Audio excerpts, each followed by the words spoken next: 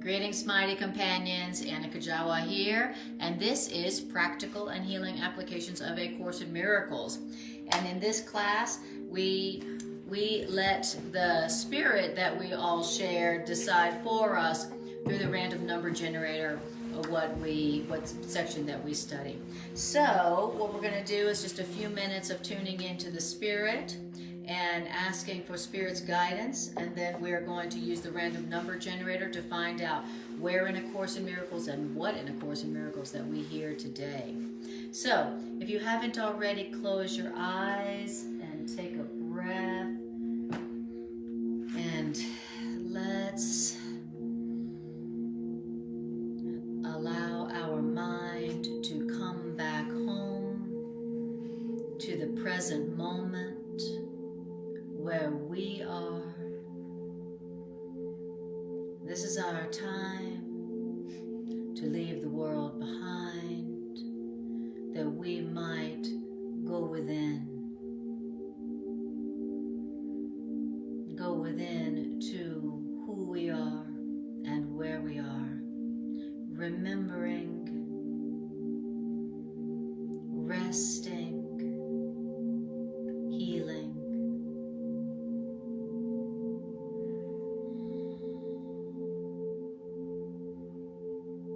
Draw our attention inward and upward,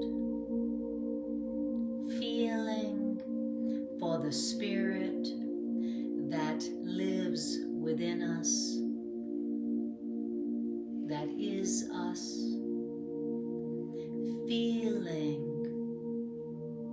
for the spirit's love, feeling for our spirit's peace,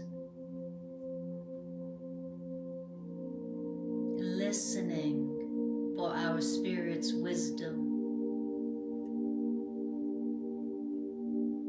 and feeling for our spirit's joy.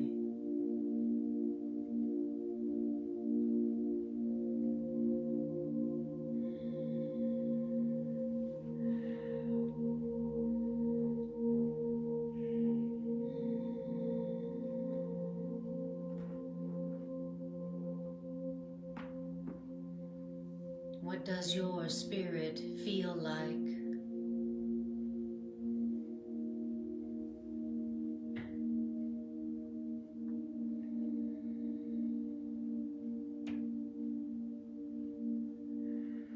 Can you feel your spirit's joy?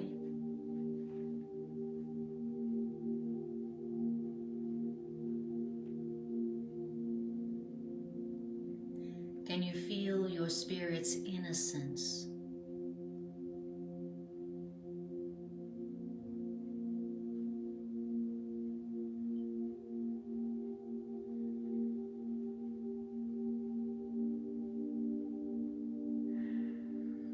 And what does your spirit know that you may have forgotten today?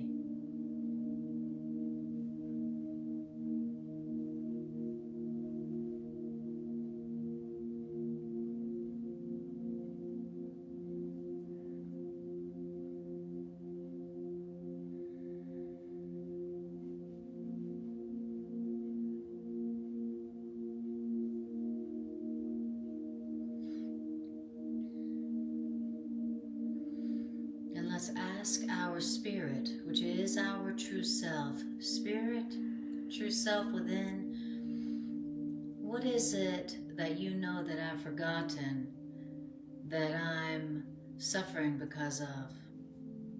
What is it that you would have me remember right now, Spirit, that I might share your innocent joy? Speak to me, Spirit, that I might be healed and restored to joy.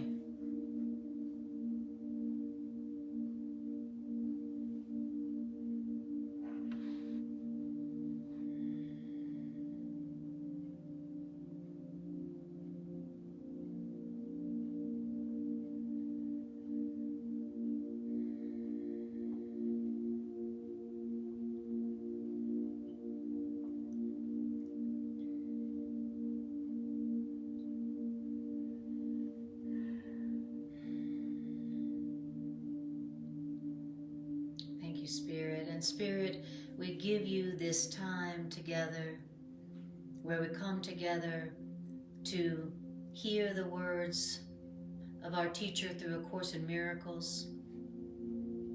We ask you to decide for peace and healing for us in this session today. Be you in charge of this session today, for you know what each one of us listening needs precisely, geniusly. You know what each one of us needs to hear, that we might be restored to our natural peace and our natural innocence and our natural joy. And so we ask you to be in charge, and we thank you for your answers of peace and comfort and vision and healing. Thank you. Thank you, Spirit. Thank you, God. And with that, take a big breath, bringing your awareness back to your body in this room. Wonderful. All right. Okay. And so now we're going to do our random number generator. And today I put in the text. And so I've got 1 through 31. And it's chapter 21 again. We've been getting that chapter a lot. And let's see. And would anyone be willing to look at their table of contents and see? Now I have, let me see here. 8. How many sections? 8. Okay, good. Okay. All right, I'm going to see if it's the same in here. And in here there's 7. 8 in the blue book. There's 8 in the blue book. Okay. So let's go with the purple covered edition. Well, you guys all have the blue book. You always have. It'll be the same. It'll be Okay. the same. Is this the blue book has an extra introduction, so they probably just great. rolled it up. That's probably what they did. Great. Okay, beautiful. So now that's 7 sections. So we're now going to put 7 back into the random number generator, and it is 6. So. What reason tells you? Oh wow, we just did that. Yeah. You and me. We just did that one. So 21, what reason tells you? Okay. So it's going to be chapter 21, in the section titled What Reason Tells You. So chapter 21. That's not the same one. See, we don't have the temple of the Holy Spirit. Mm-hmm. Uh-huh. So we need to go back one. So Actually, you know what? Why don't we do the blue covered edition, since that's what you all have. Oh, I'm in 20. All right. So 21:6 is reason versus madness. Okay, and I think it's the same section. What's the first line of that? Reason cannot see sin. Yep. That's the same one. Yep. Okay, so it's the same one. Same section. Same section. Different title. Same section, different title.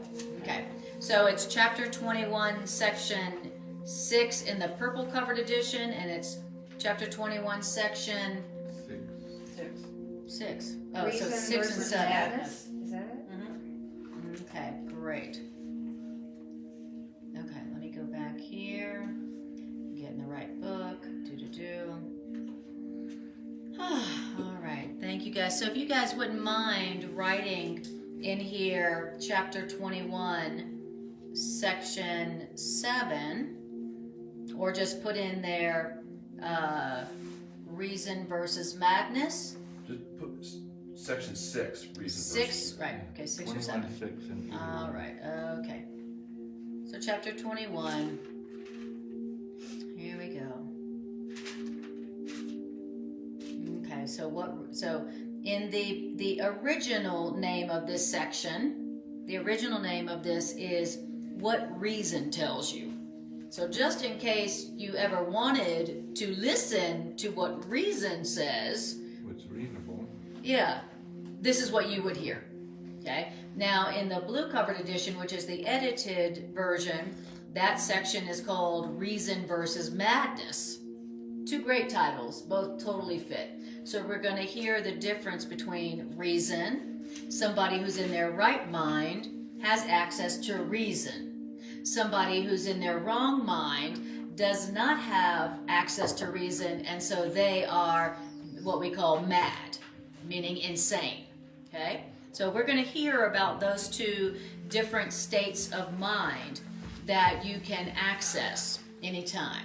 Okay? Now, if you are in anywhere in your life right now not experiencing peace, okay? Anybody experiencing any place in their life or their world that's not at peace? Okay. That is where you have not been listening to reason, you've been listening to madness. Because when you listen to madness, you experience being mad. Codename upset, angry, hurt, betrayed, and etc., etc. And so if you don't like that feeling and you've had enough of feeling insane, feeling mad, then you can end that feeling by, instead of listening to your ego, your wrong mind, you could say, now I've given my madness and my anger and my ego enough airplay. I've listened to it all day long, and now I'm sufficiently miserable to my core right now, and I've reached my tolerance for suffering. Now I'm going to listen to what reason tells me. Now I'm going to listen to what my right mind, my loving right mind, has to say. I've been ignoring it all day long. I'm miserable, and now I'm going to do something different. I'm going to make myself a cup of tea. I'm going to sit down, and I'm going to listen to what reason has to say. And the beautiful thing about that is as soon as you begin allowing yourself to hear what reason tells you, what your loving right mind has to say, then immediately all the suffering and upset that came along with listening to the ego all day just dissolves away. So, the Course in Miracles in our workbook lesson yesterday was truth will correct all errors in my mind. Truth will correct all errors in my mind. So if my mind is not at peace, I've got errors in my mind, in my perception, and so what I need is the truth. And just by allowing the truth in, it corrects those errors that are making me upset. It's a beautiful thing. All right. Okay. Beautiful. Thank you, Jane, for putting that in. And it's either what reason tells you or what was it? Reason versus madness. Reason versus madness. Beautiful. Okay. Reason cannot see sin, but reason can see errors. And reason, which is truth, leads to errors correction. Reason does not want to keep your errors. Reason does not value your errors. But reason values your errors correction. But reason will also tell you when you think you sin, what's really going on is you're calling for help. That's what reason would tell you. That's what reason sees. Yet if you will not accept the help that you're calling for, then you won't believe that help is yours to give. And so you won't give help. And in this way, you'll be maintaining the belief that help is not yours to give. Because uncorrected error of any kind deceives you about the power that is in you to make correction. If the power that's in you can correct, and you don't allow this power to correct your errors, then you're denying help. You're denying correction to yourself and to everybody else. And if they share your same belief, then you both will think that you are damned. All right, so it's telling us here what reason tells us. And so here's the first thing reason says. What you're going through right now, it is not a sin. You have no reason to feel guilty. It's not what's going on right here. It isn't a sin. There's no need to feel guilty. The only thing that's happening right now is you're calling for help. You have errors in your thinking, and it's made you unhappy. And your unhappiness is really just a call for help so that you can be happy again. That's all that's really going on. There's nothing going on that indicates guilt. You are not guilty because of this mistake. They are not guilty. There's nothing to feel guilty about. You're just calling for correction. You're just calling for thought correction. You're just calling for help. That's all that's going on. Now, it says, but that's what reason is telling you. But if you don't accept the help that reason is offering you, reason, truth, your loving right mind is, you're calling for help, and here I have help to offer you. I have a thought help, thought correction help. Okay? But if you don't accept the help that's being offered you, then you won't understand that help is yours to give. Now, and then it says something very interesting, that when the errors that we have not allowed to be corrected, uncorrected errors in my mind, okay? You know, those are the patterns, the problems that I just tolerate. They come through cyclically. You know, those patterns, those problems, this old one again, dang, I've been going through this one all my life. Even my friends know about this pattern. They're like, oh, there's that pattern you have, right? Says that those uncorrected errors, this problem that I still have, it says it is deceiving you about the power that's in you to make correction. So when I don't let go, okay, I got this problem, I got this pattern, and I really want it corrected. I really, really want the correction. I don't want to deal with this anymore. I'm done with it. I'm sick and tired of it. I want this corrected. Okay. It says that until you take that stand and make that decision, then you'll be always deceiving yourself about this power that's in you that could correct it, that can correct anything. So when those patterns come up and those persistent problems, that's the opportunity to go, okay, well, all right, you said that the truth in me can correct anything, Spirit. How about this one? That's when you call in Spirit and go, how about that? How about this one? You said there's no order of difficulties and miracles. Oh yeah? How about this one? This one I've been working on my whole life.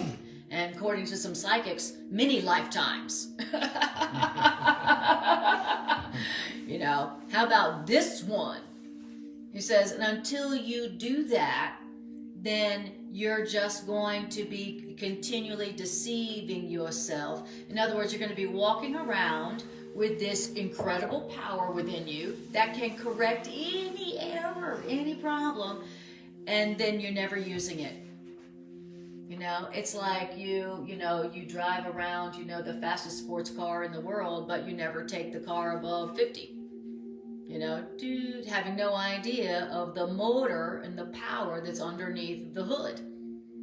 Okay? And so that's us when we're not bringing our problems to Spirit and asking for truth's correction for the error that's coming from our mind, called our problems.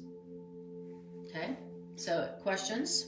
I was just going to say that vehicle, what we're doing is putting the wrong kind of fuel in it so that it doesn't have any power. Right, exactly. Totally. Beautiful. Hi, Susan. Lovely to see you. Demi says, calling for thought pattern correction. 2 received. Check.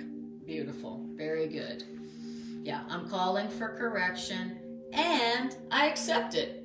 It's like 2 parts to that. Thank you, Demi. 2 parts to that. I'm calling for help and I accept that help. Isn't that interesting?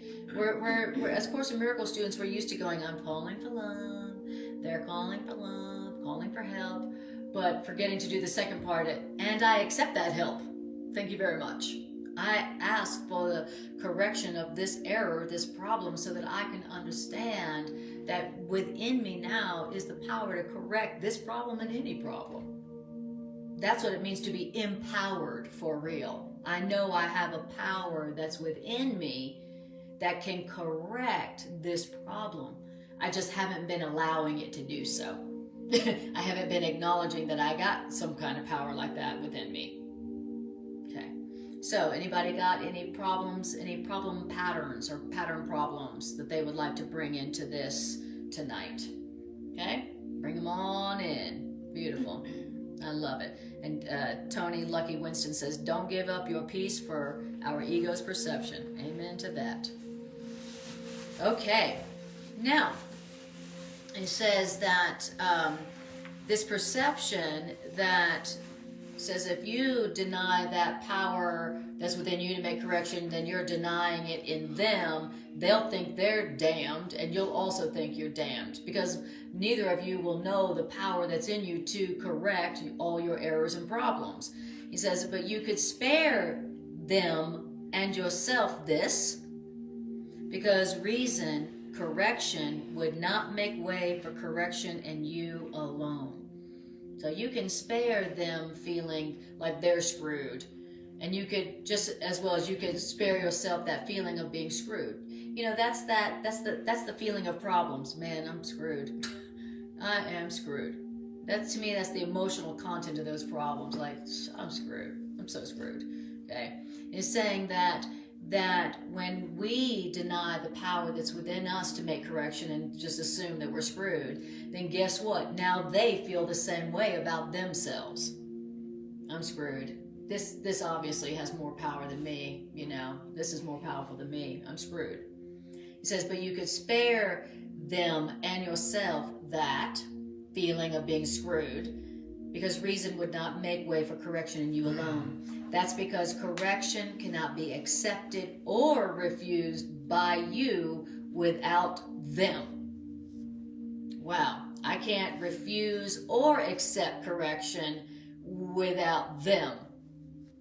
Dang. So whatever I do within my own self is also what their experience is going to be as well. I can't, like you said, the Course in Miracles says, I am not alone in experiencing the effects of my thoughts. I can't experience anything by myself. I can't experience pain by myself, and I can't experience joy by myself. I can't experience peace by myself, and I can't experience healing by myself. I can't experience anything by myself. I am not alone in experiencing the effects of my thoughts. Now, if you're a codependent person like me, then that really works in your favor, because sometimes there's healing and correction I won't accept for myself, just for myself. But when A Course in Miracles tells me that only as I accept it for myself can they accept it for themselves, then I'll do it. It's like, all right, there's a lot of people who need this kind of healing, and I do too, so I'll go ahead and I'll accept it for myself, so that all those other people in the world who need the exact same kind of healing can have more access to it, quicker access to it. You know, yes, I'm going through this heartache. Yes, I'm going through this grief. Yes, I'm going through this trial, but I'm not the only one who's going through it. There's lots of people in the world who are going through this trial just like me. And so I'm going to accept it for them and myself. Okay? That's the spirit of what I hear in here. All right. Okay. So it says, remember it says, correction cannot be accepted or refused by you without others. So whatever you're experiencing, others are going to experience with you. What do you want them to experience? Okay? Then it says that now sin, the belief in sin, would maintain that you can experience something without somebody else. But reason tells you that you cannot see them or yourself as sinful and still perceive the other as innocent. Wow. It's really deep. You know, I can't see you as different than myself, period. I can't see one of us as innocent and the other one as guilty. I can't do that. We can't do that. Because, and that's what reason tells us. That's what sanity tells us. That's what correction tells us. That you can't see another person as one thing and you as different. Okay? In other words, we are one. We are connected in that, and we so deceive ourselves in thinking that, well, I can see them as wonderful, but I can see myself as a failure. No, you know, you can't. However you see them, that's how you see yourself, and vice versa. But guilt tells you that you could be different. That's what guilt tells us. Madness tells us we're different. Reason tells us that we are the same. Okay? Now, it says, who looks upon themselves as guilty and sees a sinless world, and who can see a sinful world and look upon themselves apart from that sinful world. Sin and guilt would maintain that you must be separate, which means different. But reason tells you that this must be wrong. Reason tells you it's wrong to think you're different. You know, it's wrong to believe that you're different, which means that you're separate. Okay? And so reason, which is the correction of your errors, says, my brother, my sister, you're suffering because you see others as different from yourself. You're upset, you're suffering, you're feeling competitive, seeing enemies, being afraid, comparing yourself, feeling inadequate, feeling superior, which is really feeling inadequate. You're being afraid of everyone and everything because you see yourself and others as different. If I didn't see myself as different than anyone, I wouldn't be doing any comparison. I wouldn't be doing any judging. I wouldn't be afraid of anybody. I wouldn't be feeling less or better. I wouldn't be seeing people as potential enemies. If I knew that every one of my brothers and sisters was not different from me, then I would be experiencing only love. I'd be experiencing only joy. I would be wanting to help them as if they were myself. If I didn't see people as different than me, I would be wanting to help them as if they were myself. And then how much joy in my relationships and in my world would I have then? So reason comes in and says, here, would you like some help? Would you like a correction of your distorted perception which you're suffering from? Okay, first thing to remember is they are you, you are them, okay? You know, they're not different than you. Everything that you have, they have. Everything they have, you have. Whatever God has given to them, God has given to you. Okay? Whatever's true for them, true for you. Whatever's true for you is true for them. That's what correction tells you. So, practically speaking, I love it. Patty goes, oh, this again, awesome. Somebody actually remembered that we did that. Amazing. I love it. Okay. So practically speaking, I'm always looking for, well, how do I use this right now? Okay. What about, so right now, whatever situation you're experiencing that is not happy, that is not peaceful, that is not helpful, that is not healing, is not joyous, remember to go, okay, the people that I am upset with, whether it's myself or another, the truth of the matter is I'm sitting myself here telling myself we're different, and hence the problem. And the truth is that they're not different than me. We're not different. We're the same. They're calling for help just like me. They don't know the truth about themselves just like me. And they, just like me, have a power within them to correct all their errors that they're not using, that they don't know about, that they're in denial about. You know, they believe they're guilty just like me, and they're completely guiltless just like me, and don't know it just like me.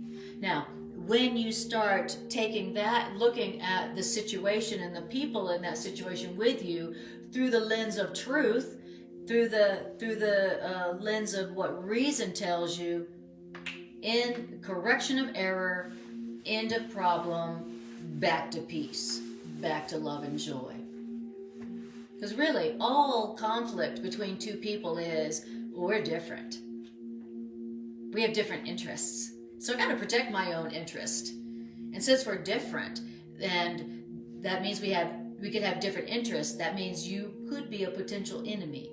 And I have to protect myself from you. And I'm going to do that through judgment and comparison and separation and on and on and on. Okay? And as soon as we come back to we are the same.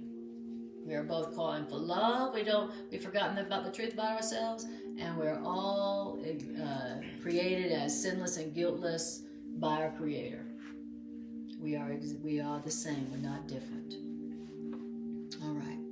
So that was just a practical application of that. Okay, questions or comments? Yes. There was a remarkable comment in the lesson from a couple days ago about when I am still and listen to the truth, for every 5 minutes that I'm willing to do that, 1,000 other minds are open to receive the truth as well. Mm-hmm. That was a beautiful part of that lesson. Absolutely. Every time, was it 5 minutes that you spend in quiet listening, 1,000 minds. 1,000 minds. What was it? Or what? 1,000 minds are open to the truth. 1,000 every time you, for a moment, remember the truth, receive correction for your errors, then 1,000 minds are opened to the truth. What lesson is that, man? That was 106. And then it says, and then when you do that practice the next hour for 5 minutes, it says another 1,000 minds are opened to the truth. Is my ex-wife on that one? Well, see, that's the thing. When we first started this paragraph, I got a little bit confused because it put it in the terms of a brother, singular. And then I tried to expand that to maybe a context of brothers and sisters that I know. But when I thought of that lesson, I'm going, I can't think of 1,000 minds right now that Exactly. off the top of my head, much less 1,000 more the next time I do it. So the implication is that our all minds are connected, and those that are willing to receive it and accept it will be there. That's exactly right. And that's the exact point. That the point here is that minds are joined. And so that last sentence of paragraph 2, I'm not sure what it is in your book, I'm going to change that word to sin, and I'm going to put in this problem. Okay? So you see the sentence that says sin would maintain, you must be separate? Okay. I'm going to say, so that for practical application purposes, my problem would maintain that I must be different from fill in the blank. But reason tells me that I'm not. Okay. So this is allowing reason to correct the errors of your mind. And what is the one error, the one error that we share? The belief in separation, the belief in differences, the belief in separation. One problem, one answer. One problem, separation, one answer, we're not different. Separation means different. Okay? All right. Paragraph 3. So, but if you are joined, how could it be that you have private thoughts? Darn. And if we are joined, then how could thoughts that enter into what but seems like your mind alone have no effect at all on what is your mind? Interesting. Okay. If minds are joined, then private thoughts that are only in your mind that don't affect all the other minds that are yours is impossible. Woo! Minds are joined. That means that thoughts that enter into what seems to be your own private mind 100% affects all the other minds which are part of your mind. Which means we have no private thoughts. We have no private thoughts. He says, don't be afraid of that. Don't be upset by that. You know, it was like, I don't like that idea. I'm counting on that my thoughts are private.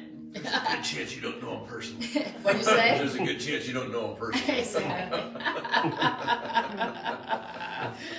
Wow. It's a very, very deep and powerful concept that you don't hear anywhere but in A Course in Miracles.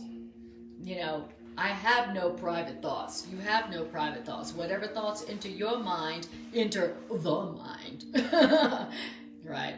It's like, I love it. It says, you know, and how could thoughts that enter into what but seems like your mind alone have no effect at all on what is your mind?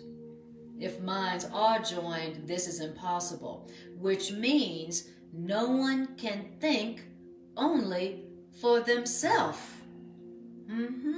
I think I'm sitting here thinking my own thoughts, thinking for myself, thinking my own thoughts, thinking for myself, thinking for myself, thinking my own thoughts, having no idea that I am not thinking just for myself. That's motivating to me. That's motivating to me, to what the Course says, the direction the Course gives. Don't be so tolerant of mind wandering, which means watch your thoughts, be aware, be conscious, be woke, be enlightened means I am aware of what I'm thinking, and I'm consciously choosing what I want to be thinking, knowing that I'm not thinking for myself alone. Dang. It's like it's motivating to make you want to clean up your thoughts. Hey man, if my thoughts aren't private, I definitely want to clean them up. I feel sorry for whoever's been listening. I'm sorry. I just want to apologize. Just want to apologize to all of mankind. I'm sorry, mankind. I'm just sorry for all the things that I've been thinking. I was thinking them just for myself. And keeping you up late at night. Keeping you, sorry, like Greg says, sorry for keeping you up late at night. Sorry, humanity. You know, we should be doing that Pono prayer for humanity every day. I'm sorry, humanity. Please forgive me, humanity. Thank you. I love you. All right. Okay. He says, no one can think only for themselves, just like God doesn't think without us, God's creations. That's so cool. Whatever God is thinking, those are thoughts we have. So God's thoughts are also our thoughts. Now that's cool. You know, wait a minute, I could be thinking God's thoughts instead of these crappy little puny thoughts? Okay, well that's good to know. All right. Now, only if both us and God were in bodies, only if us and God both were in bodies, could we think one without the other. And only if God and us were bodies, nor could one mind think only for itself unless the body were the mind. For only bodies can be separate, which means therefore unreal.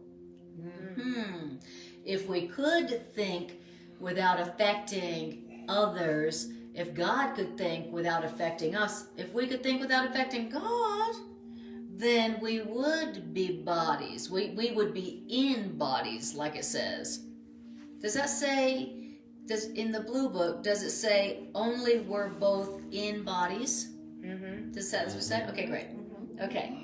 Only if us and God were bodies, in bodies, then only then could we think thoughts that wouldn't affect the other. So look what it just said. It just implied that we're not in bodies. Oh, I'm not in a body?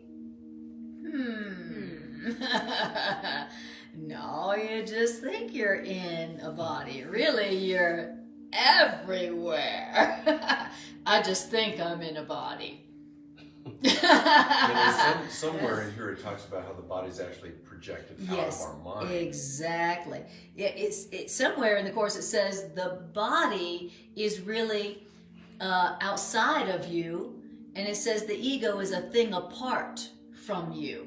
It says the ego is really outside of you and the body is apart from you.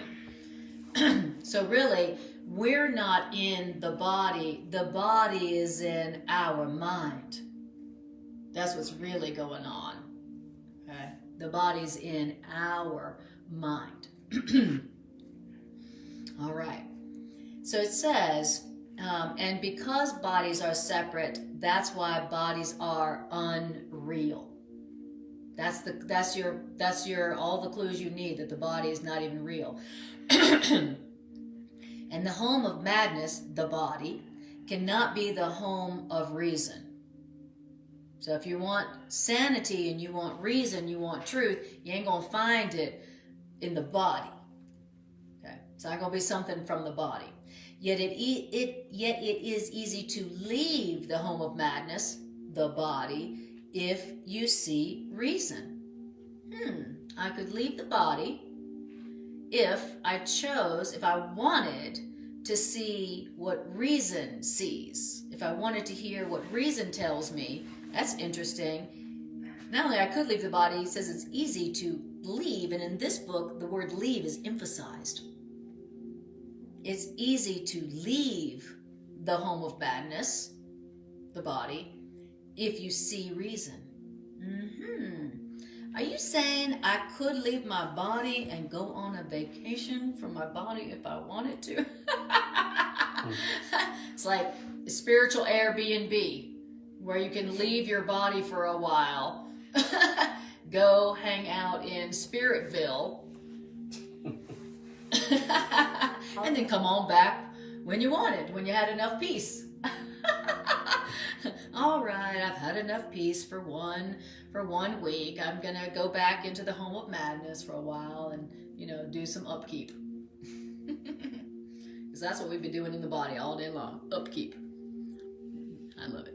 I love it. Jerry, that's awesome. Jerry says, I said, you're not in a body, you're really everywhere. Jerry says, yeah, you like MasterCard, everywhere you want to be.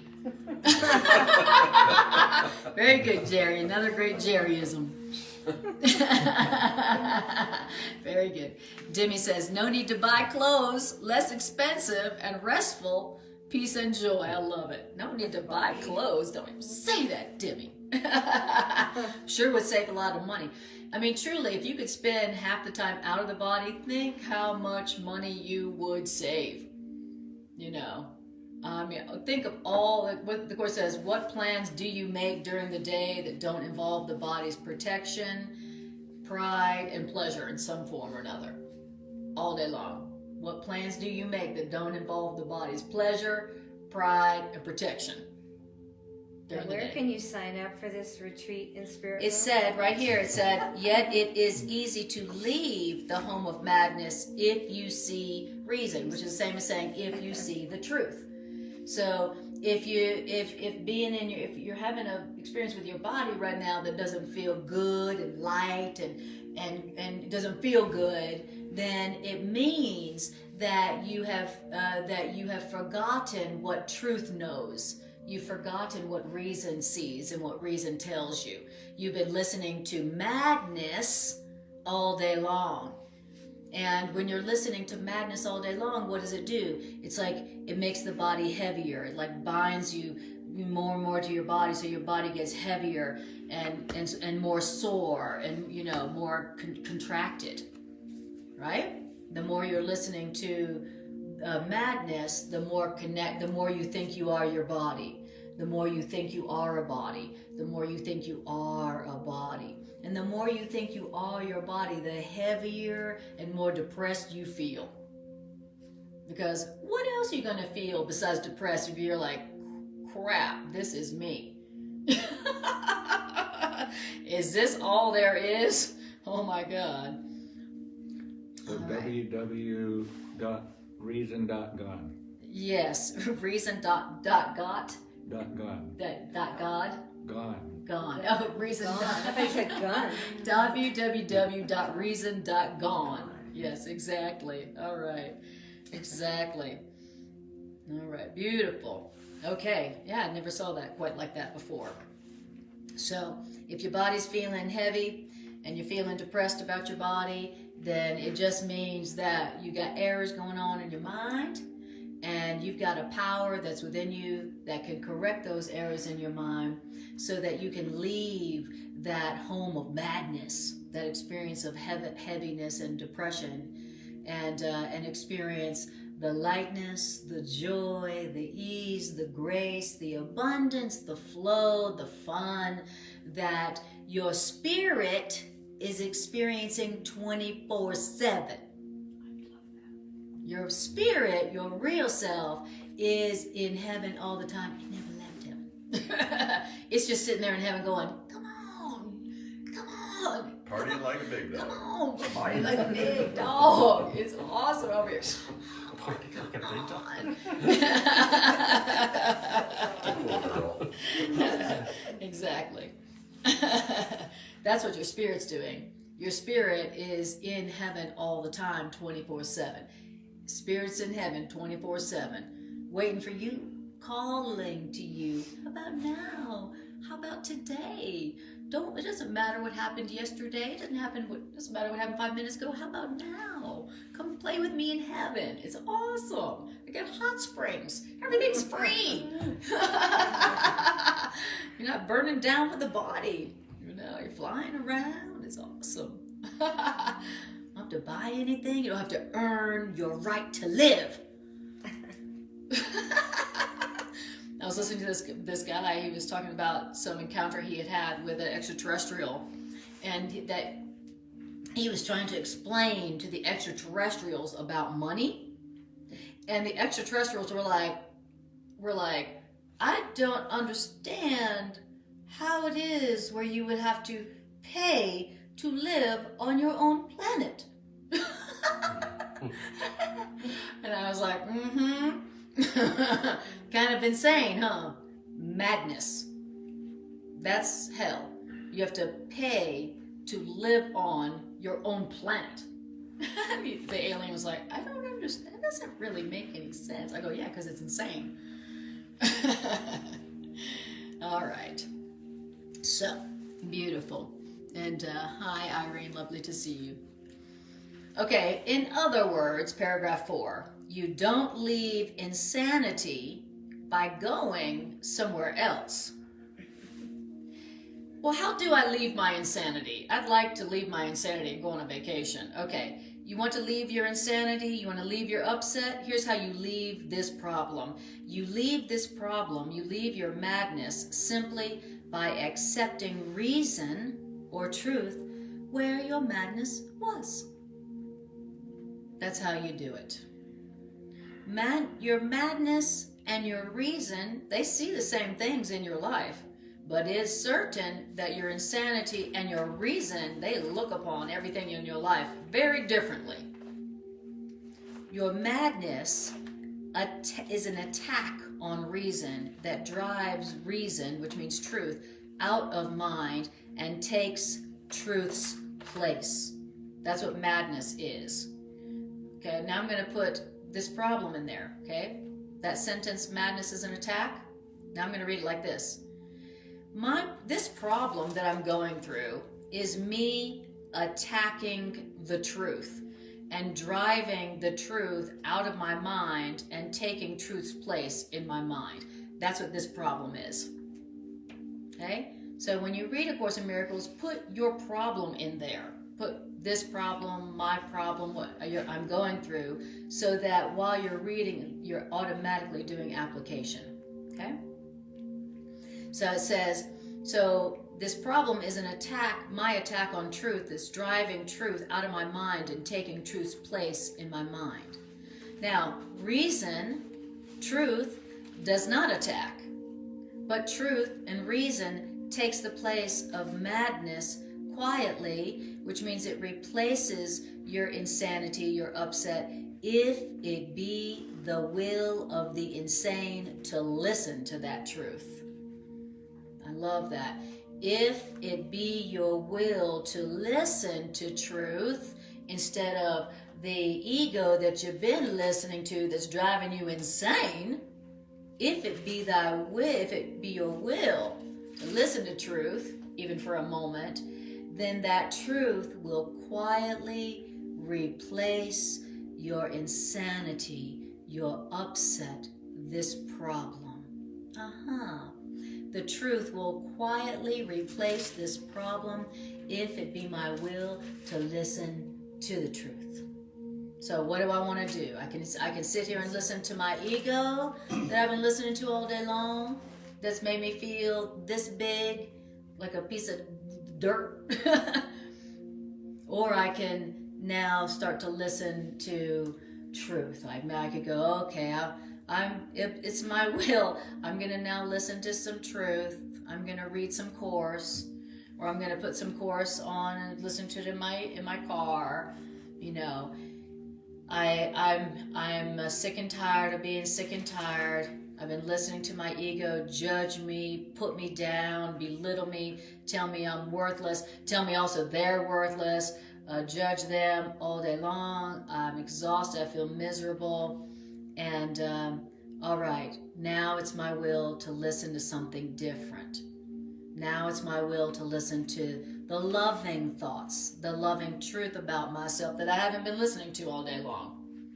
And when we do that, when we make that choice, then the truth quietly replaces all the upset, all the heat, all the anger, all the sadness, all the grief. It quietly replaces those problems.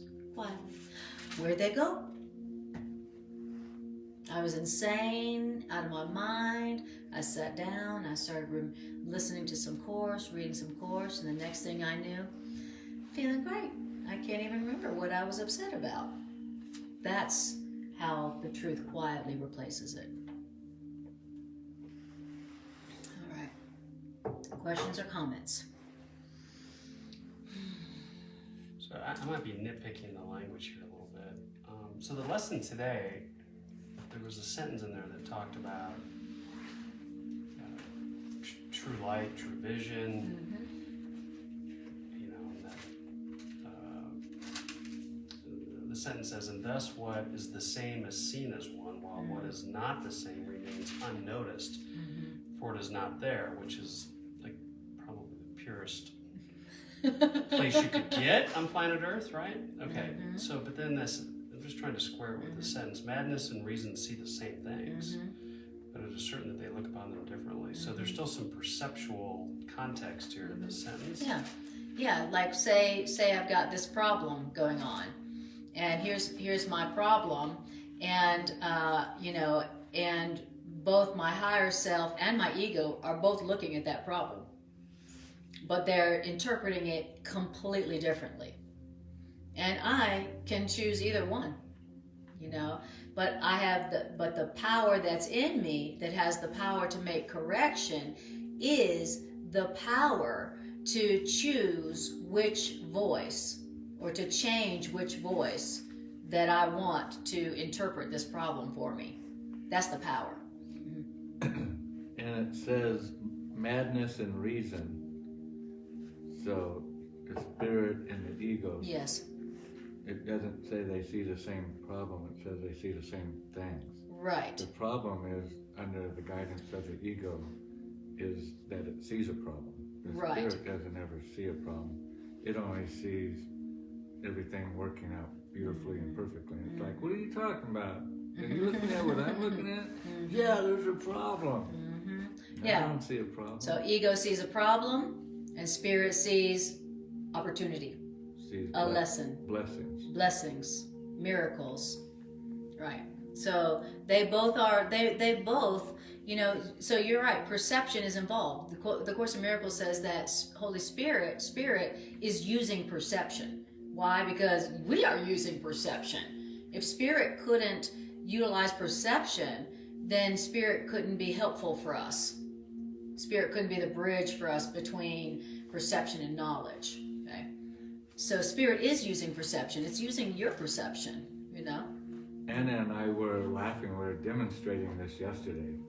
We were at the hot springs, and we go into separate, caves, and we didn't know, but both of us were instructed immediately to sit down and start writing, channeling. And as I did, these two men not only got in a fight, but right in front of me, just like were the ones like, I'm gonna whoop your, and just this energy was like, and I literally sat there as I was writing and I was looking at them, and in my mind I was saying, everything is going great. Everything is going great. And I don't need to understand how everything is going great all the time. It just is. And then the one guy runs out of the room, comes back in, and brings in the staff who was determined to kick somebody out. And he was asking everybody, did you see anybody say anything about physical threat? And everybody's like, no, I didn't hear anything. I didn't see anything. And then finally I spoke up and said, all that happened was two differences of opinion. Nobody struck anyone, and everybody's happy, and everybody's continuing with letting go of their week as we're on the weekend here. And everybody in the room was like, yeah, that's what's going on.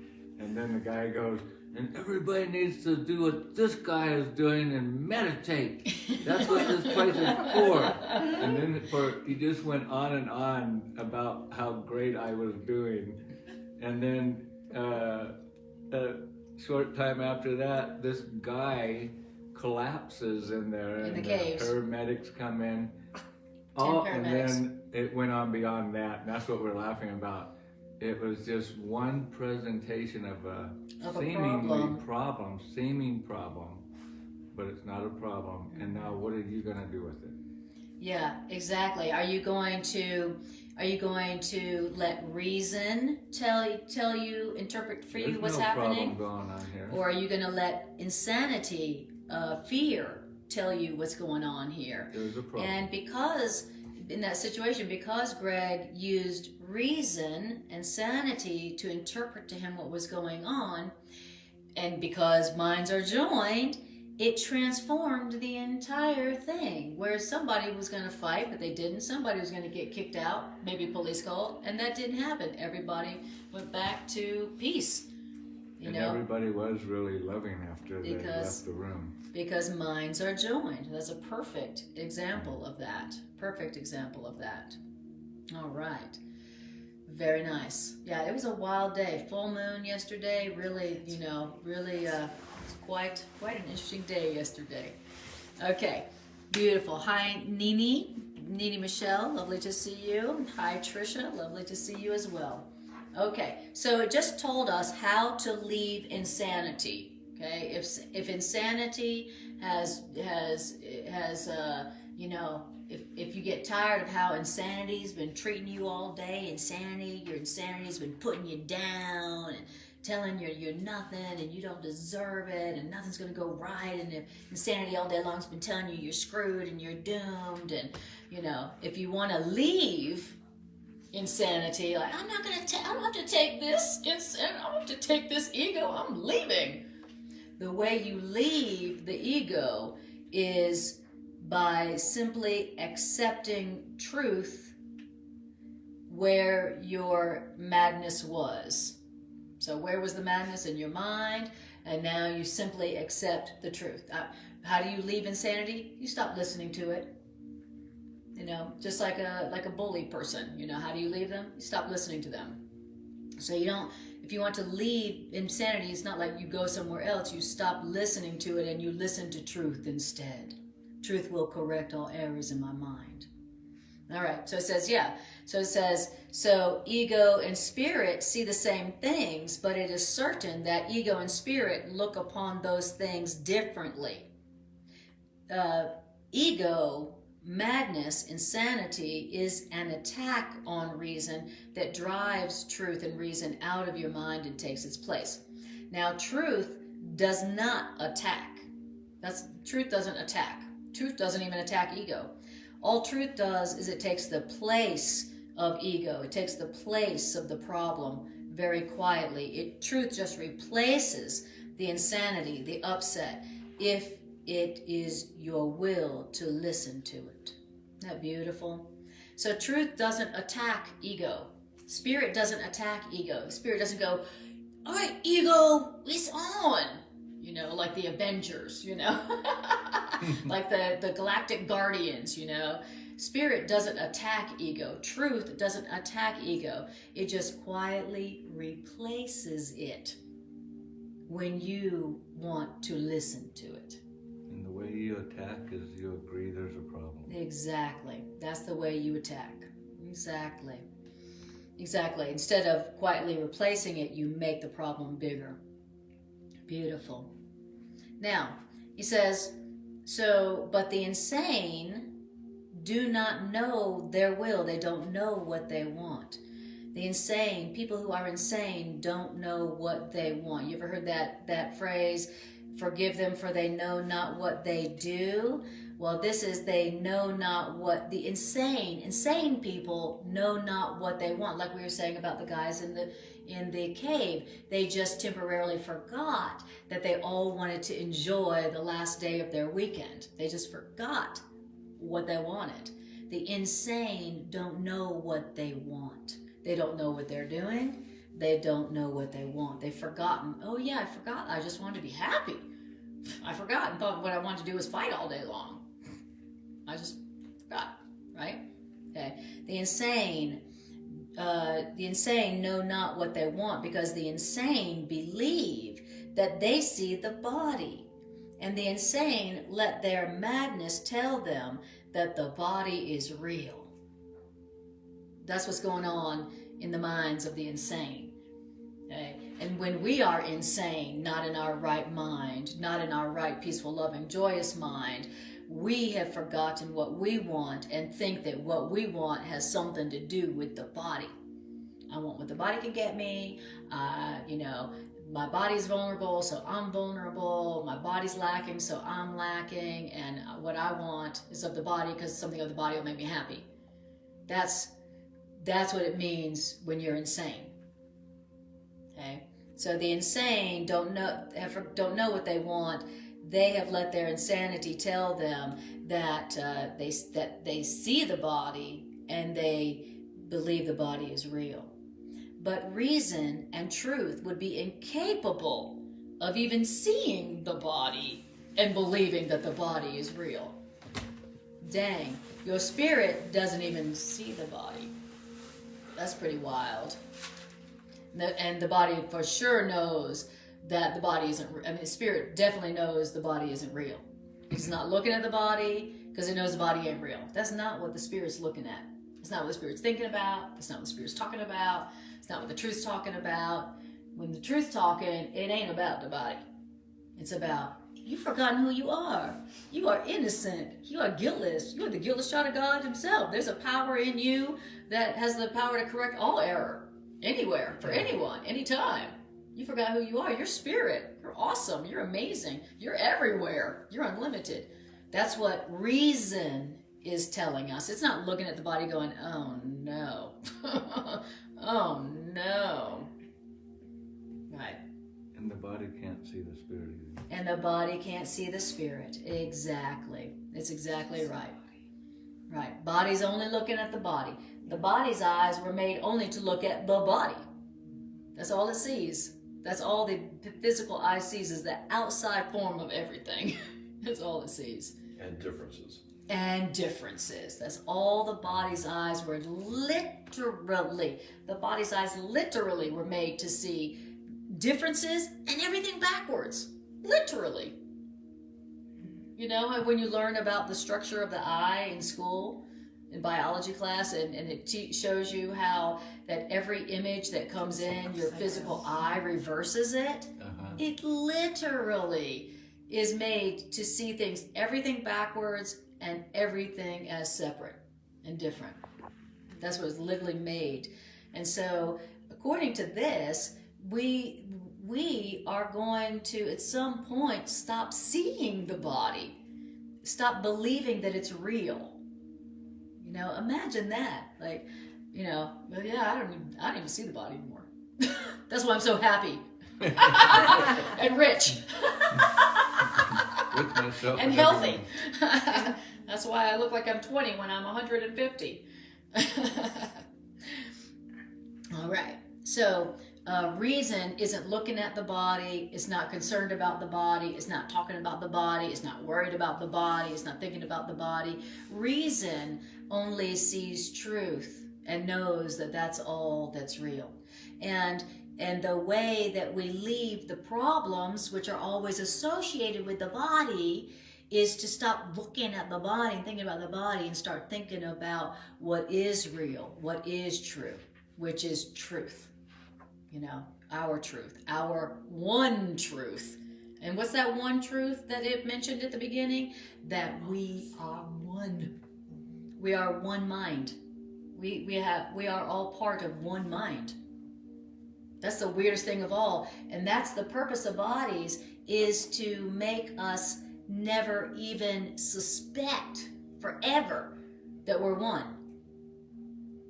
Because of, look, we're bodies. So look, I have my body, you got your body, you got your body, you got your body, you know, and no matter how much we try to merge those bodies, they still don't merge.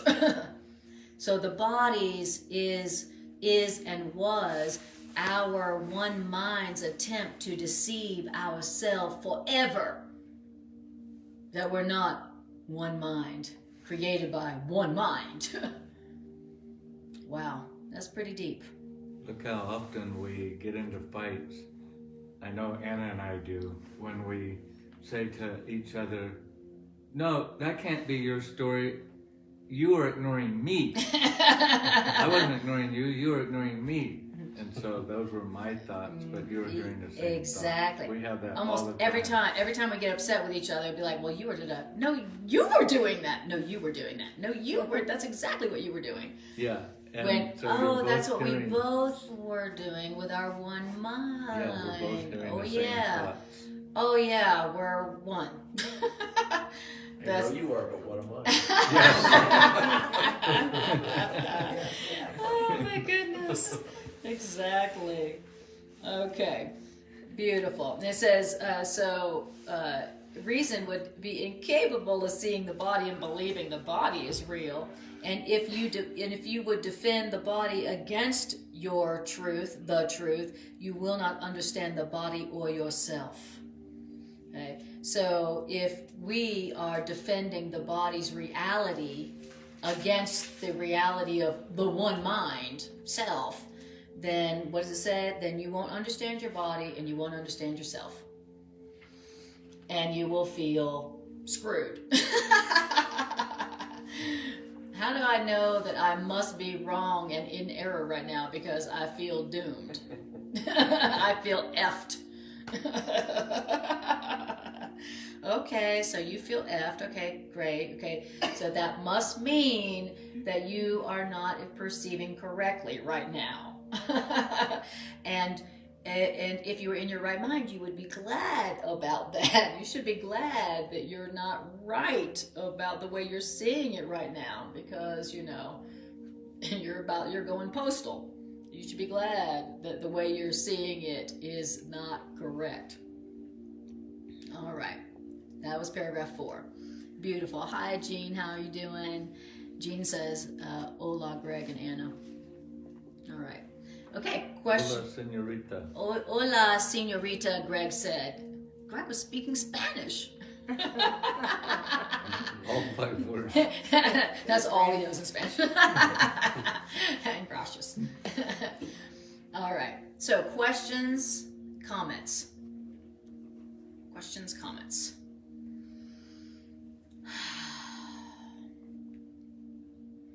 All righty then. That must mean you might want more. Yes. Okay. Okay. Never said that. All right. Here's something that we don't believe, but it's true nonetheless. The body does not separate you from others. And not is underlined in this book. And if you think that the body does separate you from others, you are insane. Okay, that's the That much I insanity knew. test. Okay, that was the insanity pop quiz. Okay, all right. Did anybody pass that pop quiz? Okay, no. Okay, right. Do you think that the body separates you from others? Hell yeah, I'm counting on it. I don't want to be one with them. Yeah. Oh, I definitely don't want to be one with them. Oh, but I'd like to be one with them. I mean, their body. It says, so that's the insanity pop quiz. If you believe that the body separates you from anyone, you are insane. That's period. That's the sentence. Okay. Okay, great. But your insanity has a purpose. And your insanity believes that it also has the means to make its insane purpose real. That's right. It's the same thing with my ego. My ego has a purpose, and my ego definitely believes it has the means to make its purpose real. For sure. To see the body as a barrier between what reason tells you must be joined must be insane. So that's what reason tells you. And nor could you see the body as a barrier between you and anybody else if you heard the voice of reason. If you heard the voice of reason, you would know the body can't be a barrier between you and someone else. That's crazy. That's crazy talk. That's insanity.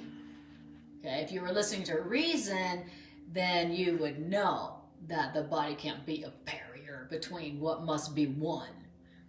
And it says, and that's because what can there be that stands between what is continuous?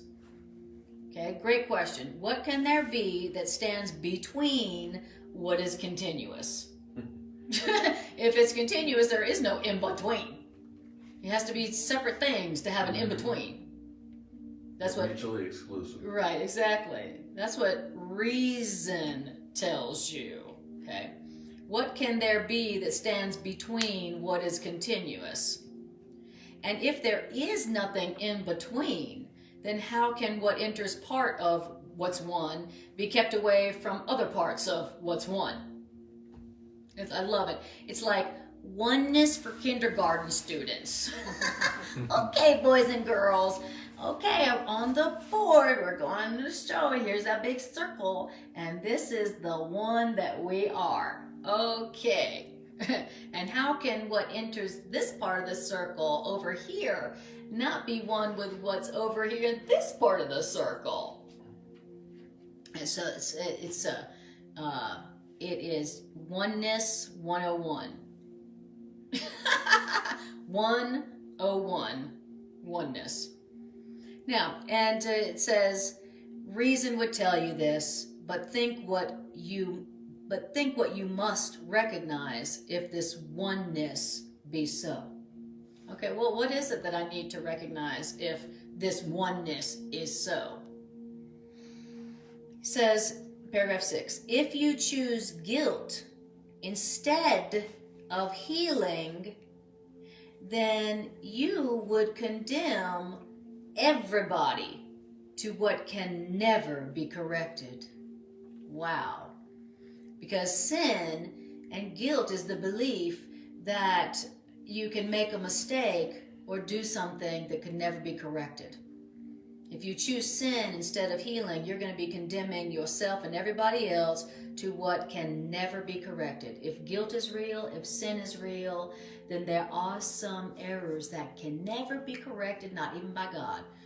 If sin is real, there's some things that are so bad. It's so bad that not even God can heal that. Not even God can correct that. Woo! That's what sin is. It's an error that not even God himself could undo or correct. And of course says that if that ain't the height of arrogance, that we could do something that not even the unlimited power of God could correct. Dang. That would mean we're bigger and badder than God. Okay. It says, if you choose sin, in other words, if you choose to promote or accept guilt instead of love, then you're condemning yourself and others to what can never be corrected.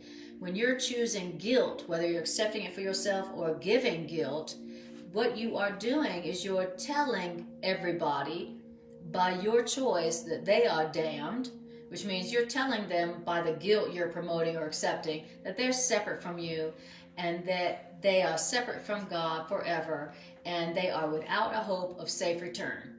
That's what you're telling people. But I love you. You're guilty. You're bad. You're wrong. You're separate from me. Even God doesn't like you. But I love you. Naughty list. You ever had anybody tell you that? Because I have to. Yes, exactly. Because I love you because I'm a Course in Miracles student. I'm trying to get brownie points with God. So I love you even though you're totally guilty. You're totally separate and different from me. And you're totally separate, different from God. Even God doesn't like you. Even God's mad at you forever. But have a nice day. I love you. That's what we're telling people when we're promoting or accepting guilt. You know how we do that? You know how we give people guilt, and then people give us guilt, and we accept that guilt. Okay, that's what's really going on when we're playing the guilt game and we're trading guilt. Some days I feel the guilt. Some days I'm gonna give you the guilt. Some days I need you to feel the guilt. Some days I'm gonna give the guilt. So however the game of guilt is played, you're both gonna believe that you're damned forever. Wow, you can't give guilt or accept guilt and not believe that you're damned forever. That's the cost of the belief in sin. It's the cost of the belief in guilt. It's the cost of the belief that we're separated by our bodies. Wow. You could read it, if you choose the lie instead of the truth. Mm-hmm. Yes.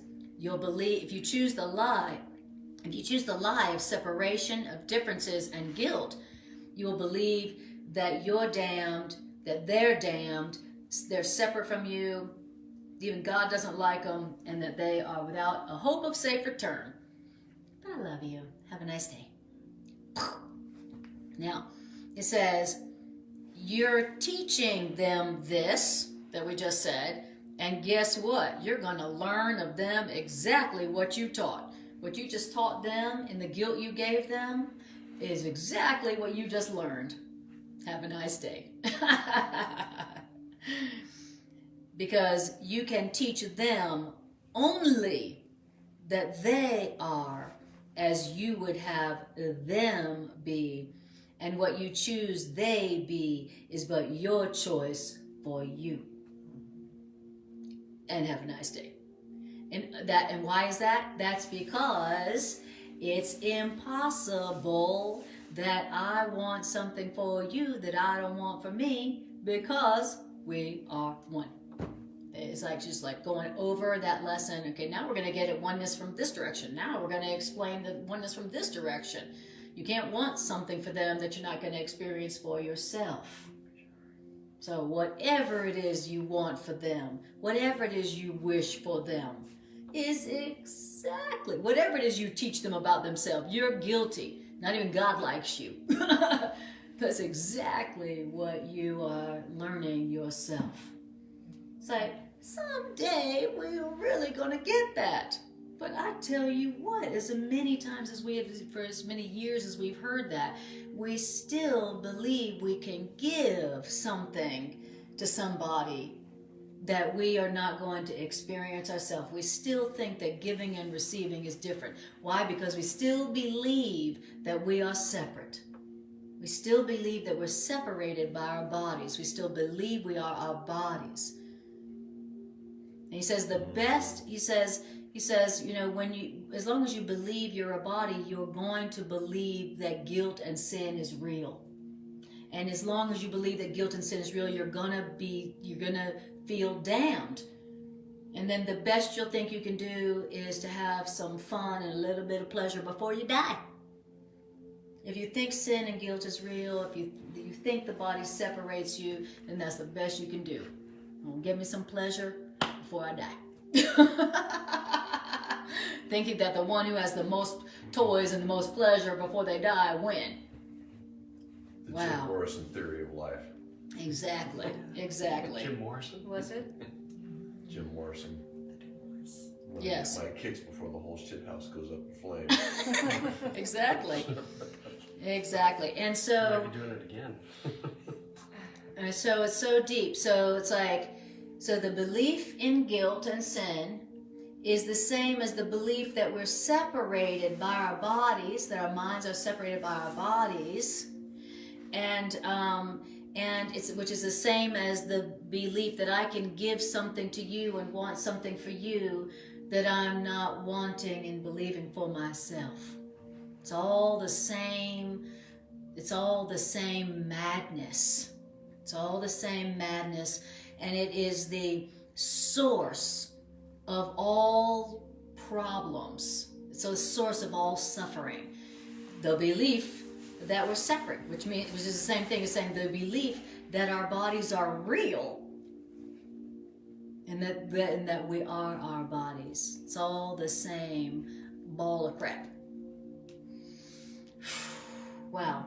Which means that whole big hot mess called separateness, called the body is real, called guilt, is quietly replaced. No matter how long we've been believing our madness, no matter how deep we have gone into our madness, no matter how long we have gone into our madness, eons, it doesn't matter. Still, the truth that is within us, the power that's within us, has complete and total power to correct that whole illusion with truth, to replace it. And if I understand correctly, that's we're gaining experience and facilitating that when we're practicing meditation. Yes. and experiencing the holy instant. Yes. The Course calls it practicing the holy instant. So in the practicing the holy instant, it's like, I've suffered enough, now I'm going to practice the idea that we're one. I'm like, if we're really one and our bodies don't separate us and we don't have private thoughts, then what would I do or think differently? Practicing the fact of oneness. Okay, if me and this person that I'm fighting with, that I'm upset with, that I feel hurt by, are really not separate by our bodies, our minds are actually really connected for real. They're just like me, I'm just like them, then what would I do differently? What would I be thinking differently right now? How would I be feeling differently? Practicing the fact of oneness, practicing the holy instant as the correction method. That's the method of correction. Okay? So as we practice, oh yeah, we're the same. They are calling for love just like me, and also they are guiltless and sinless just like me, but have forgotten it. As we practice the fact of oneness, then eventually it takes us to the point where the Course in Miracles says that God takes the final step. You know, we're practicing, allowing the truth of unity to replace our belief in separateness and guilt. And we're practicing in every moment, every single moment we practice like that lesson said, every few minutes we practice allowing the truth to replace our madness, 1,000 minds are opened to truth. 1,000 sleeping minds are awakened. And then the next 5 minutes we practice that truth, another 1,000 minds, sleeping minds are awakened. Not bad for 5 minutes. Not bad for 5 minutes of practicing something that you don't quite believe. But that's how, so basically that's how we save the world, is by practicing the fact of no separation, no private thoughts, one mind, no sin in our daily life. That's really how the world is healed and saved. All right. Okay, so then we're going to stop there for now. Okay, beautiful. Hi, Carolina. Okay, so questions or comments before we close up? Thoughts? Thoughts? Feelings? Stock tips?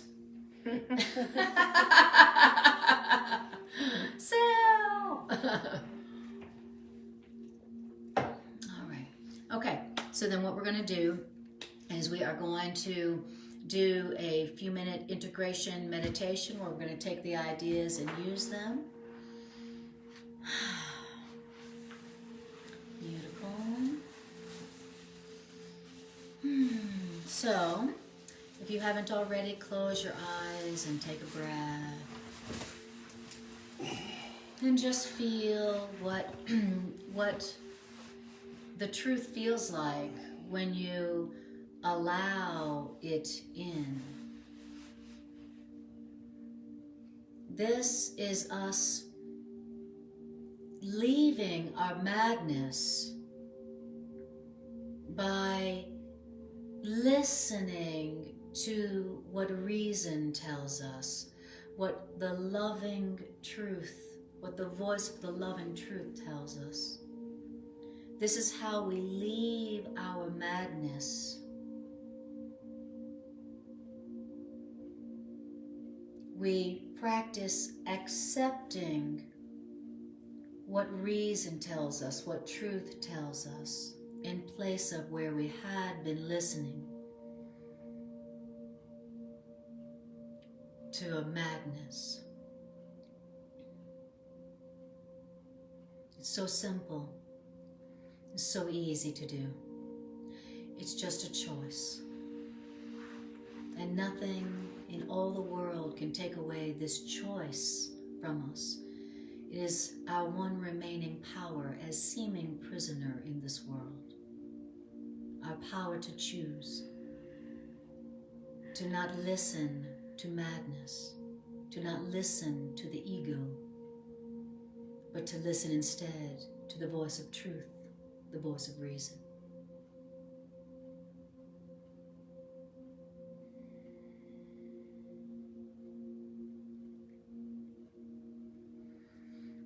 Beautiful. Now I want you to bring to your awareness a situation or a relationship right now where there is conflict or suffering.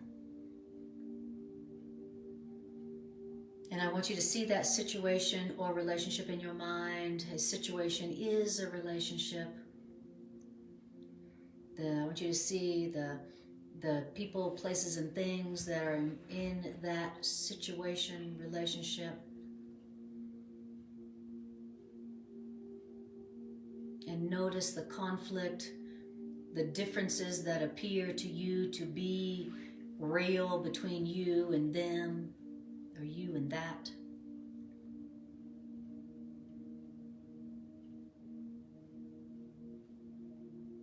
And notice how that conflict feels.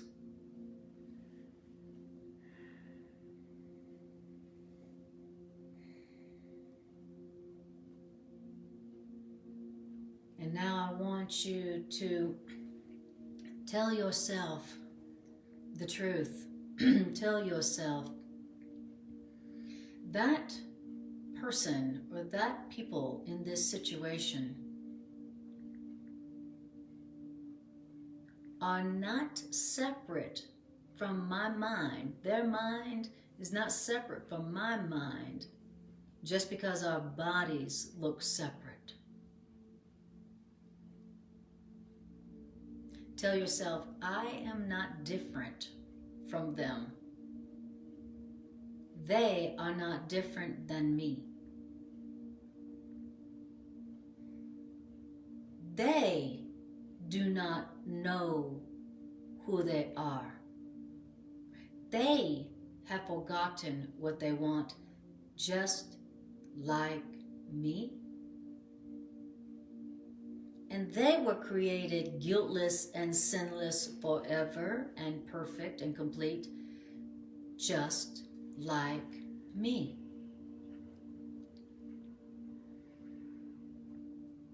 And that person believes their body separates them from others, and they believe that they are guilty, and they suffer because of that, just like me. And they are part of the one mind, containing everything in that one mind, with Creator and all of creation, just like me. They have it all within them right now and forever, just like me.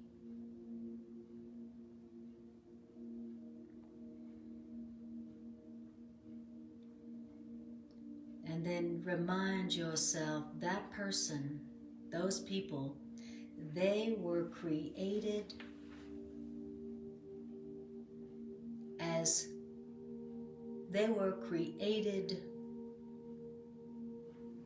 just like me. That person is loved equally by their Creator as Creator loves me. Our Creator loves us equally and has created us both having everything, all the love, all the power, all the beauty, all the value, all the eternal life forever.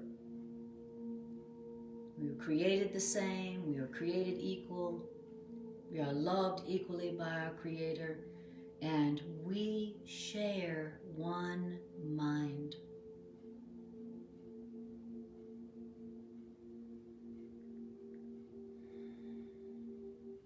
And whatever I am thinking in my mind right now, that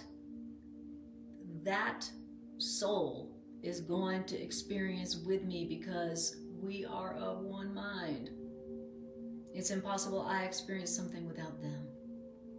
It's impossible they experience something without me. And so in this holy instant, I now choose the truth of sinlessness for everyone and everything, everywhere, forever, for us both. I now choose to remember the truth of our oneness, the truth of our guiltlessness for both of us, knowing that we will be awakened and released from hell together or not at all. So on behalf of this person who is one with me, I accept the truth of sinlessness, guiltlessness, the truth of love, the truth that love is all there is, the truth that love is all we are. I accept the truth for both of us, for all of us.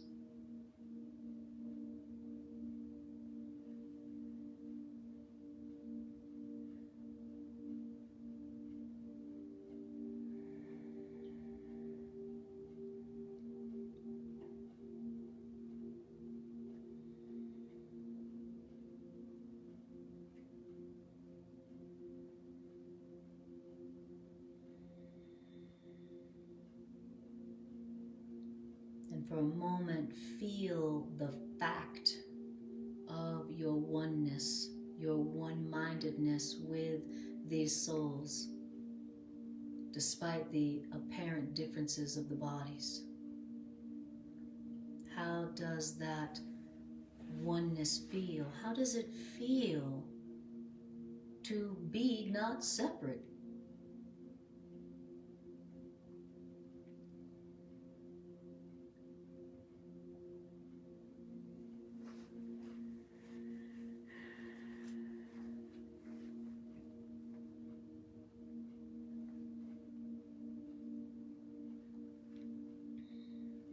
Beautiful. This is us practicing the holy instant, where our madness of separation is quietly replaced with the ecstasy and the heaven of the fact of our one-mindedness.